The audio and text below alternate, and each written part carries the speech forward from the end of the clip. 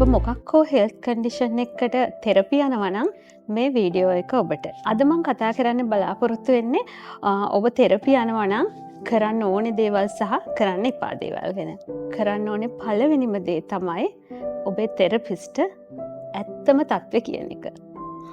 තෙරපිස්ලා විදිහට වැඩ කරන අපිට ඔබේ මනසේ තත්ත්වය, ඔබ අත්දකින දේවල්, ඔබේ හැඟීම් ආදිය ලැබ් රිපෝට් එකකින් ගන්න බැරි නිසා අපි ඇසෙස්මන්ට් කරන්නේ, ගොඩක් වෙලාවට ට්‍රීට්මන්ට් ප්ලෑන් කරන්නේ ඔබ කියන දේවල් එක්ක.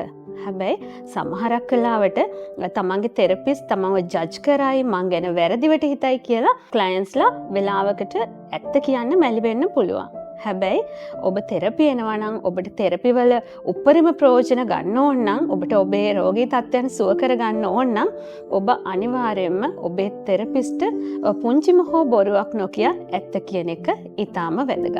දෙවෙනි කාරණේ තමයි ඔබ තෙරපි යනවා නම් ගොඩාක් වෙලාවට මේක අපි අත්දකින දෙයක්. සමහර ක්ලයන්ට්ස්ලා ඉන්නවා ඒ අය තමන් තියෙන තත්ත්වයට වැඩිය ගොඩාක් වැඩි කරලා තමන්ගේ අපහසුතා කියනවා. හැබැයි අපි පවුලේ අය එක්ක වෙන්න පුළුවන්, එහෙම නැත්නම් පාර්ට්නර් එක්ක වෙන්න පුළුවන් කතා කරද්දී සමහරක් වෙලාවට තේරෙනවා ඒ කියන තරම්ම ඒ තත්ත්වයන් සිවිය නැහැ කියලා. මෙන්න මේකත් ඔබට තෙරපි ගන්නකොට ඒකේ උපරිම ප්‍රයෝජන ගන්න වෙන බාධාවක්. ඒක නිසා තියෙන තත්වයට වැඩි කියන්න එපා. ඒ වගේම තමයි ඔබ අත්විඳින තත්වයට ඔබේ අපහසුතා තියෙනවට වඩා අඩුවෙන් කියන්නත් එපා. මොකද සමහරක් වෙලාවට ඩොක්ටර්ස්ලා රෙෆර් කරාම, එහෙම නැත්නම් පේරන්ට්ස්ලා එක්කගෙන ආවම, පාර්ට්නර් එක්කගෙන ආවම සමහරක් වෙලාවට සමහර ක්ලයන්ට්ස්ලා හිතනවා අපිට මොකටද තෙරපි? අපේ ප්‍රශ්න අපිටම විසඳ ගන්න පුළුවන් කියලා. අනේ ඒ වගේ වෙලාවක ඔබ ඔබේ තියෙන දේවල් හංගගෙන ඉන්න පුළුවන්, තියනවට වැඩිය අඩුවෙන් කියන්න පුළුවන්, නොකිය ඉන්න පුළුවන්. ඒකත් තෙරපිස්ලා විදියට එහෙම වුණාම අපිට ඔබට දෙන්න පුළුවන් උපරිම සහයෝගය දෙන්න බෑ. අපේ ට්‍රීට්මන්ට් ප්ලෑන් එක, තෙරපියුටික් අප්‍රෝචස් හරියට තීරණය කරගන්න බෑ. මොකද ඔබේ තත්ත්වය හරියටම දන්නේ නැති නිසා. ඒ වගේම තමයි තෙරපි ගිහාම ඔබ අනිවාර්යයෙන්ම විශේෂයෙන්ම කිව්ව දෙයක් තමයි ඔබට සුයිසයිඩල් තෝට්ස් තියෙනවා නම්, එහෙම නැත්නම් ඔයාලට මැරෙන්න හිතෙනවද, ජීවිතේ එපා වෙලාද කියලා අහපුවාම ඇත්ත කියන එක.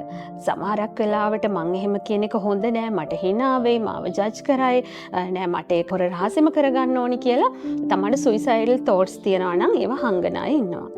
හැබැයි මේක ඊටාම අවාසිදායකයි තෙරපි වලින් උපරිම ප්‍රයෝජන ගන්න. මොකද තෙරපිස්ට් කෙනෙකුට ඔබේ සිම්ප්ටොම්ස් හඳුනා ගන්න, වෛද්‍යවරයෙකුට යොමු කරන්න මෙන්න මේ දේවල් දැනගෙන ඉඳීම ඊටාම වැදගත්. ඒ වගේම තමයි ඔබ තෙරපිස්ට් කෙනෙකුට හෙළි කළ යුතු ප්‍රධානම කාරණයක් තමයි ඔබ චූටි කාලේ, එහෙම නැත්නම් ජීවිතයේ යම් අවස්ථාවක යම්කිසි ඇබියුස් එකකට ලක් වෙලාද කියන එක. සමහරක් වෙලාවට ලිංගික අපයෝජනයකට වෙන්න පුළුවන්, මානසික අපයෝජනය, ශාරීරික අපයෝජනයකට වෙන්න පුළුවන්.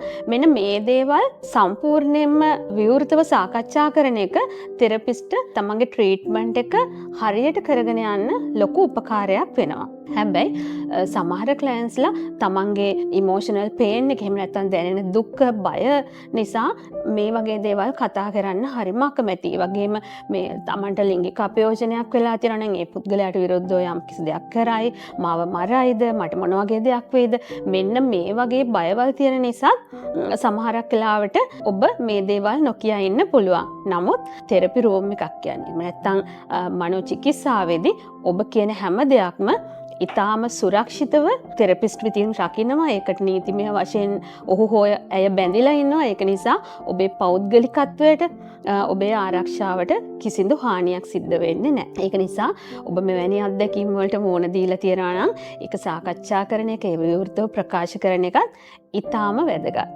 ඒ වගේම තමයි මම මේ කාරණේ විශේෂයෙන්ම සඳහන් කරන්නේ, මම තෙරපිස්ට් කෙනෙක් විදියට ගොඩක් දරුවෝ එක්ක වැඩ කරන කෙනෙක්. ඉතින් දරුවෝ කිව්වම දරුවෝ ගොඩක් වෙලාවට තමන්ගේ හැඟීම් වචන වලින් එළියට දාන කොට්ටාසයක් නෙවෙයි.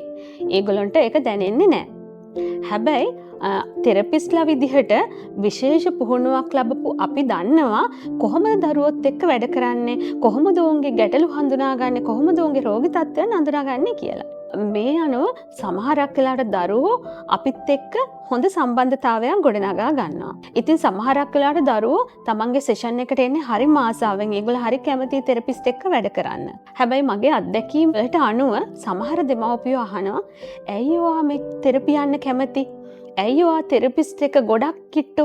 ඇයි මේ දේවල් අපිට කියන්න බැරි? වගේ දේවල්. දෙමව්පියෝ වශයෙන් ඔබ ඒක කරන්න එපා.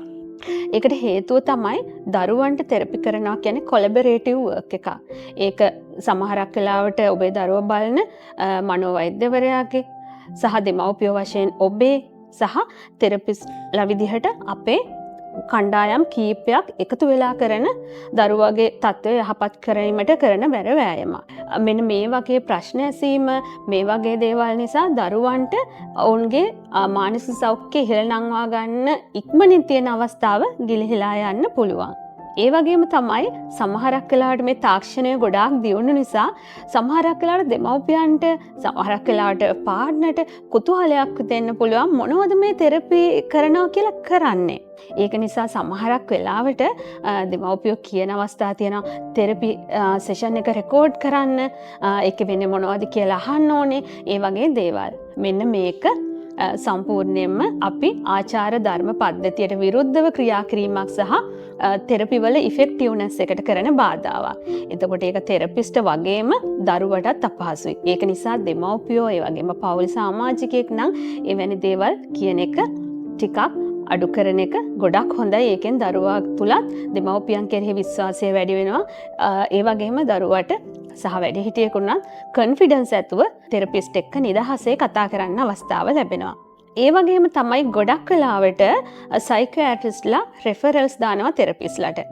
එතකොට අපි වෛද්‍යවරු විසින් යොමු කරන ලද සේවාලාභියෝ බලනවා. ඊට අමතරව තමන් විසින්ම අපි වෙත එන සේවාලාභියොත් අපි බලනවා. හැබැයි මේකෙදි මම අඳුනාගත්තු විශේෂ දෙයක් තමයි සමහර ක්ලයන්ට්ස්ලා කියනවා බෙහෙත් ගන්න ඕනේද තෙරපි වලින් විතරක් සනීප කරන්න බැයිද වගේ දේවල්. ඒ වගේම සමහර දෙමව්පියන්ගේ මතයක් තියෙනවා නැහැ බෙහෙත් අවශ්‍ය නැහැ. බෙහෙත් බිව්වොත් ඒකේ සයිඩ් ඉෆෙක්ට්ස් තියෙන්න පුළුවන්. ඒක නිසා අපි ඒක පැත්තකට දාලා තෙරපි විතරක් යමු කියලා. හැබැයි තෙරපිස්ට් අහනකොට බෙහෙත් බිව්වද කියලා සමහරක් වෙලාවට බෙහෙත් බිව්වා කියලා පුංචි බොරුවක් කියන අවස්ථා තියෙනවා. මෙන්න මේකත් කරන්න එපා. වෛද්‍යවරයෙක් බෙහෙත් දෙන්නේ අනිවාර්යයෙන්ම ඔබට බෙහෙත් ඕනේ නිසා. එතකොට ඔබේ මානසික සෞඛ්‍ය වේගවත්ව ඉහළ නංවා ගන්න. එහෙම නැත්නම් ඔබේ තියෙන ඉමෝෂනල් ඩිෆිකල්ටි එක මානසික රෝගී තත්ත්වෙන් ඉක්මනින් සුව වෙන්න ඕන නම් මානසික වෛද්‍ය ප්‍රතිකාර වගේම තෙරපි දෙකම ඕනේ. ඒක නිසා අනිවාර්යයෙන්ම වෛද්‍ය උපදෙස් වෛද්‍යවරයා විසින් නියම කරපු ඖෂධ ගන්නවා වගේම තෙරපිත් හරියට ගැනීම ඉතාම වැදගත්. ඒ වගේම තමයි ඔබ තෙරපි එනවා නම් තෙරපිස්ලා වෙන අපි හැමෝටම වගේ හෝම්වර්ක් දෙනවා. ඊළඟ සතියේදී ඊළඟ සෙෂන් එකට එද්දි කරගෙන එන්න කියලා. ඒකත් නොකර ඉන්න එපා. අනිවාර්යයෙන්ම අපි ගෙදරදී කරන්න දෙන සියලුම දේවල් ක්‍රියාකාරකම් වෙන්න පුළුවන් හෝම්වර්ක් වෙන්න පුළුවන් ඒවා අනිවාර්යයෙන්ම කරන්න. ඒකෙන් ඔබට ඊටාම හොඳ ප්‍රතිඵල අරගන්න පුළුවන්. ඔබට ඉක්මනට ඔබේ රෝගී තත්ත්වය සුව කරගන්න පුළුවන්.